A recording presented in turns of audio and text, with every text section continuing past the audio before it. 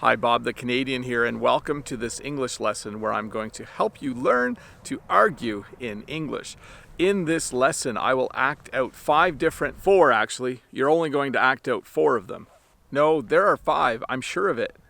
Nope, there are only four. You were going to do five, but you could only come up with four good ideas. Ah, that's right. Thanks for reminding me.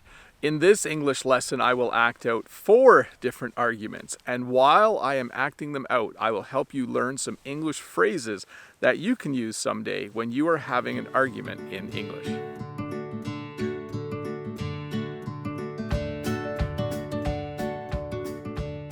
Well, welcome to this video where I'm going to help you learn some words and phrases that you can use when you're having an argument in English. But before we get started, if you're new here, don't forget to click that red subscribe button below and give me a thumbs up if this video is helping you learn just a little bit more English. So we're going to look at four different arguments, and I'm going to act out the arguments. While I am acting out the arguments, you will see words and phrases appear on the screen that are the kinds of words and phrases we use when we're having an argument. So let's look at the first argument. The first argument takes place between two people where one of the people is denying that they did something. This is a pretty common kind of argument to have, especially between parents and young children. I was hungry, so I went to the kitchen to eat a cookie, but they're all gone. Did you eat the last cookie?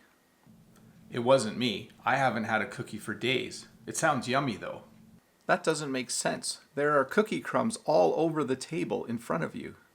What, these? These aren't from me. These were here when I sat down. I don't believe you. Who are they from then? I have no idea. Maybe the crumbs are from you. I saw you sitting here last night eating a cookie. From me? Ugh. When I ate a cookie last night, there were still 3 left in the bag. Calm down. I don't know who ate the last cookie.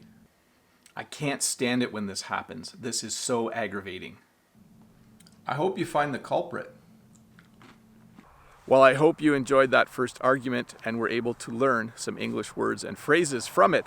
Our second argument takes place between two people, and they are going to be arguing about money. Money is another one of those things that people often have arguments about. I think it's time to buy a new camera. This one is getting old. When did you buy it? It doesn't seem that long ago to me. Let me see. I think it was last month. Yeah, it was last month. It was on sale. It was a great deal. You must be joking. You just bought it last month and you already want to buy a new one? Yeah, why not? This one doesn't have all the features that I want.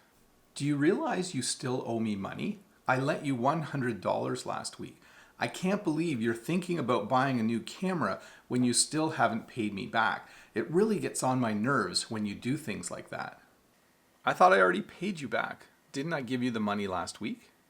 No, you didn't. Yes, I did. No, you didn't. I'm so annoyed. You always do things like this. You borrow money from me and then you never pay me back. That's not completely true. I do pay you back. Sometimes it just takes a while. And I did pay back that $100 that I owed you. It was last week when you were dropping me off at work. I handed you $100 as I got out of the car. Oh, that's right. I'm sorry. I forgot about that. Hey, no problem. Apology accepted. By the way, can I borrow some money? I'd like to buy a new camera. You can't be serious. Well, that was the second argument, and it was about money. Money often seems to cause arguments between people. But let's look at our third argument. Our third argument takes place between a parent and a teenager. There are often arguments between parents and teenagers in every language. You can't go out with your friends tonight. It's Grandpa's birthday today, and we're going to Grandma and Grandpa's house tonight for dinner. Really? Unbelievable. Why are you just telling me about this now? My friends and I were planning to go see the new Avengers movie. We've been talking about this all week. I can't back out now. I told you last week that we were going to visit Grandpa and Grandma today. No, you didn't.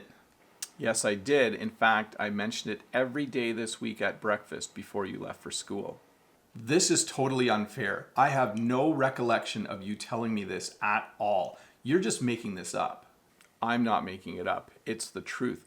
You just never hear what I'm saying to you because you always have your headphones on and your music is always a little bit too loud, so you just can't hear me. That's a lie. I don't always have them on. Well, you have them on a lot, and even when you don't have them on, you're usually not paying attention to me when I'm telling you something. What? That's it. I'm done. You're grounded. Well, I hope when you were a teenager you didn't argue too much with your parents.